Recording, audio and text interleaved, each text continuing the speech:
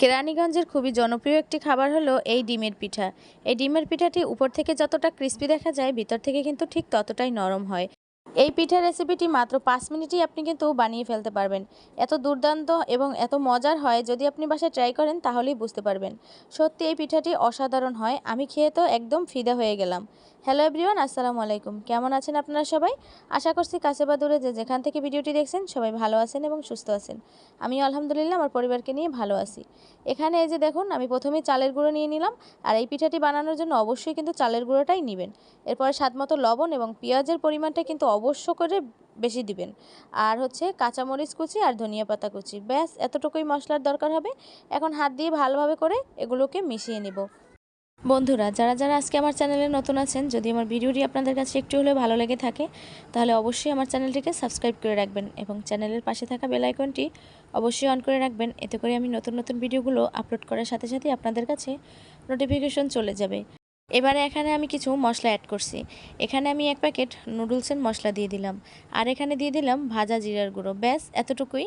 আর কোনো মশলা কিন্তু আমি এখানে দিব না। আপনারা চাইলে এই দুটো মশলা স্কিপ করলেও পারেন। তো এই যে এবারে ভালো করে মশলাগুলো মিশিয়ে নেওয়ার পরে এখানে আমি একটা ডিম ভেঙে দিয়ে দিলাম। আর বন্ধুরা, এখানে কিন্তু কোনো ধরনের পানি ব্যবহার করা যাবে না। আমি কিন্তু এখানে কোনো ধরনের পানি ব্যবহার করিনি। এই ব্যাটারটি কিন্তু অবশ্যই একটা ডিম দিয়ে বা আপনি যতটুকু পরিমাণে চালের গুঁড়ো নেবেন অতটুকু পরিমাণে ডিম বুঝে নেবেন।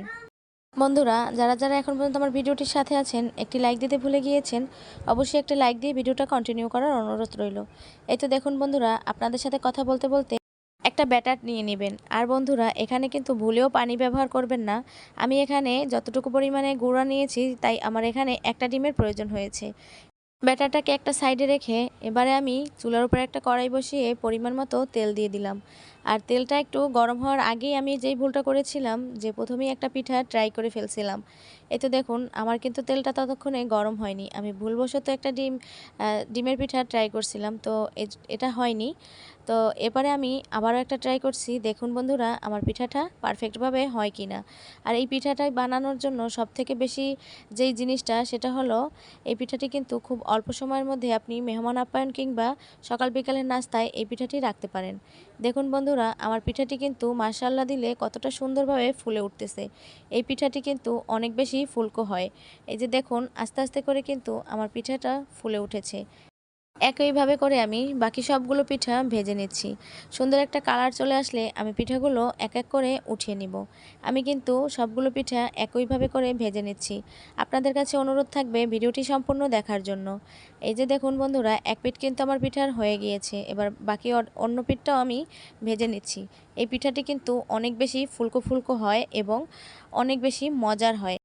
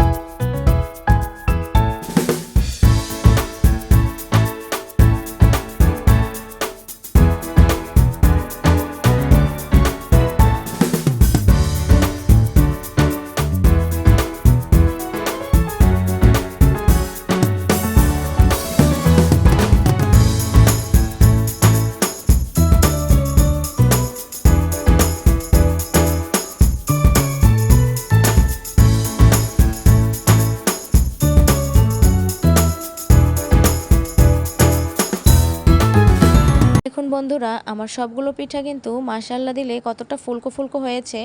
দেখেই তো আপনারা বুঝতে পারতেছেন যে কতটা ফুলকো হয়েছে। এই পিঠাটির উপর থেকে কিন্তু অনেকটা বেশি ক্রিস্পি হয় আর ভিতরটা কিন্তু অনেক বেশি নরম হয়। এই পিঠাটি একবার বাসায় ট্রাই করলে বুঝতে পারবেন যে কত সহজ এবং দুর্দান্ত এই রেসিপিটি। তো এই যে দেখুন, আমি আপনাদেরকে একটা পিঠা ভেঙে দেখাচ্ছি। প্রথম পিঠাটা অনেক বেশি গরম ছিল, তাই আমি আবার একটা পিঠা নিয়ে ভেঙে দেখাচ্ছি যে কতটা সুন্দর দেখা যাচ্ছে মাশাআল্লাহ। আপনার হাতে মাত্র 5 থেকে 6 মিনিট সময় থাকলেই এই পিঠাটি আপনি বাসায় তৈরি করে নিতে পারবেন। সকাল কিংবা বিকালের নাস্তায় বা বাচ্চাদের টিফিনে এই পিঠাটি কিন্তু অবশ্যই রাখতে পারেন। মেহমান আপ্যায়নে কিন্তু এই পিঠাটির কোনো কমতি হবে না। কেরানীগঞ্জের এই পিঠাটি অনেক বেশি স্পেশাল। আপনারা বাসায় একবার হলেও ট্রাই করে দেখবেন।